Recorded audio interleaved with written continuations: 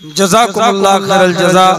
हजरत गिरामी ये थे हजरत मौलाना हुसैन साहब सलफी देवी नगर पूर्णिया, जो आपके सामने बंगला ज़बान में तकरीर मस्जिद की तामीर के लिए कलेक्शन कर रहे थे। अल्लाह उनको जज़ाए खैर दे और उनकी हयात को अल्लाह दराज फरमाए।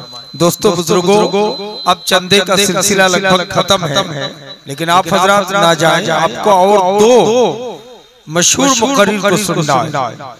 अब आपके सामने तशरीफ ला चुके हैं डॉक्टर जाकिर नाइक हफिज़हुल्लाह की पीस टीवी में खिताब करने वाली शख्सियत, बड़ी बड़ी शख्सियत जो दरभंगा के रहने वाले हैं, मुंबई में पीस टीवी में खिताब करते हैं। हजरत मौलाना सनाउल्लाह साहब मदनी हफिज़हुल्लाह उनका खिताब होगा। उनके बाद बंगला ज़बान के टॉपर खतीब हजरत मौलाना अब्दुल रहमान बिन दिलावर आसाम से जो तशरीफ लाए हैं, बहुत ही अच्छा बोलते हैं, उनको सुन के आपको जाना है। अब इस बीच में आपके सामने माँ बोनेरा अपना बुझे गेलें पोंद्रो साबाने कोई बेंजा आगा काले हरा रोजा रखने এখন মৌলানারা মানা করছে কিছু সাবিত নাই, কি ব্যাপার?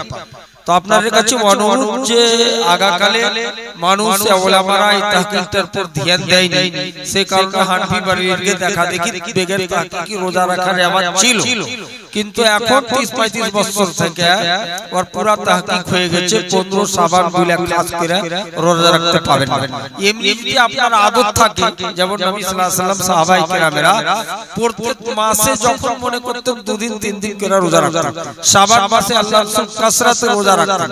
এমনি যদি আদত থাকে তো আপনি মাসে 2-3টা করে দিন খাস করে লয় যে 15ই শাবান রোজা রাখতে পারেন, এটা সওয়াবের কাম, নফল রোজা আপনি সওয়াব পাবেন। কিন্তু 15ই শাবান বলে খাস করে রোজা রাখা বিদআত, এই জন্য 15ই শাবান রোজা রাখার লেগে কেউ জিদ করবেন। अभी आप